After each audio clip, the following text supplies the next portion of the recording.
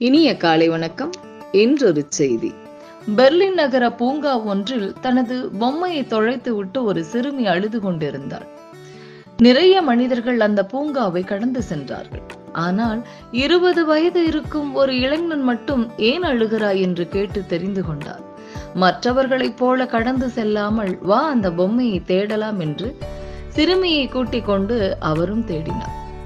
தேடுவதற்குள் இருட்டாகிவிட்டது. சரி, நாளை வருகிறேன், நாளையும் நாம் இருவரும் சேர்ந்து தேடலாம் என்று சொல்லி அந்த குழந்தையை இல்லத்திற்கு அனுப்பி வைத்தார். அடுத்த நாள் திரும்பி வந்தபோது அவர் பொம்மை எழுதியதாக ஒரு கடிதத்தை கொண்டு வந்து அந்த குழந்தையிடம் கொடுத்தார். சரி, இதை நானே வாசித்து காட்டுகிறேன் என்று அந்த கடிதத்தை படித்தும் காண்பித்தார். அதிலே, தயவு செய்து அழாதே, நான் உலகை சுற்றி பார்க்க ஒரு பயணம் செல்கிறேன், சீக்கிரம் திரும்பி வந்து விடுவேன், அதுவரை எனது அனுபவங்கள் பற்றி உனக்கு தினசரி ஒரு கடிதம் எழுதுகிறேன் என்று அந்த பொம்மை அதில் எழுதியிருந்தது. அடுத்த நாளிலிருந்து அவர் தினசரி பொம்மையில் கடிதத்தை இந்த குழந்தைக்கு வாசித்து காட்ட ஆரம்பித்தார். ஒவ்வொரு தொலைதூர நாடுகள் பற்றியும் பல சுவாரஸ்யமான கதைகளும், அங்கு இருக்கும் மக்களின் பழக்க வழக்கங்களும், பொம்மையின் அற்புதமான சாகசங்கள் நிரம்பிய இந்த கடிதத்தை படித்து காட்டுவதும், அதை குழந்தை கேட்டு மகிழ்வதும் நாட்கள் இனிமையாக தொடர்ந்தது. இறுதியில் ஒரு நாள், எனது பயணங்கள் முடிந்து விட்டன, நாளை திரும்புகிறேன்.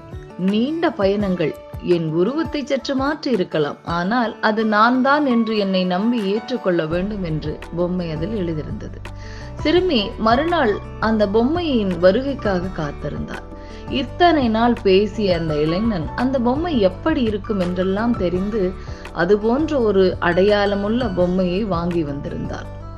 அந்த பொம்மை சிறு மாறுதலுக்கு உட்பட்டிருந்தாலும் அந்த சிறுமி அலைச்சலினால் நம் பொம்மை இப்படி ஆகிவிட்டது என்று எண்ணி அதை அப்படியே ஏற்றுக்கொண்டாள். வளர்ந்த பிறகு அவளுக்கு அந்த மனிதர் சொன்ன அனைத்தும் தன்னை மகிழ்விக்க சொன்ன பொய்கள்தான் என்று அறிந்திருந்தாள். ஆனாலும் அழுது கொண்டிருந்த முகம் தெரியாத ஒரு சிறுமியை மற்றவர்கள் போல் கடந்து செல்லாமல் அவளை தேற்றுவதற்காக அவர் எடுத்துக்கொண்ட கருணை அவள் மனதில் மாபெரும் மாற்றத்தை ஏற்படுத்தி இருந்தது. பெரும் அன்பை விதைத்திருந்தது. அவளும் யாரையும் உதாசீனம் செய்யாது அடுத்தவர் மீது அக்கறை கொண்ட ஒரு நல்ல பெண்ணாக வளர ஆரம்பித்தாள். நாட்கள் செல்ல செல்ல இந்த நிகழ்வுகள் எல்லாம் மறந்து போனது அவளுக்கு. ஒரு நாள் செய்தித்தாளில் ஒரு இறப்பு செய்தி வந்தது. அதை இவள் பார்த்தாள். இவர்தான் தன்னை குழந்தை பருவத்திலே தனக்காக நேரத்தை செலவிட்டு தேற்றியவர் என்று புரிந்து கொண்டாள். அவர் மிகப்பெரிய எழுத்தாளராக இருந்தார். உடனே அவள் ஓடி சென்று அந்த பொம்மையை எடுத்து கட்டி அணைத்து கண்ணீர் விடுத்தாள்.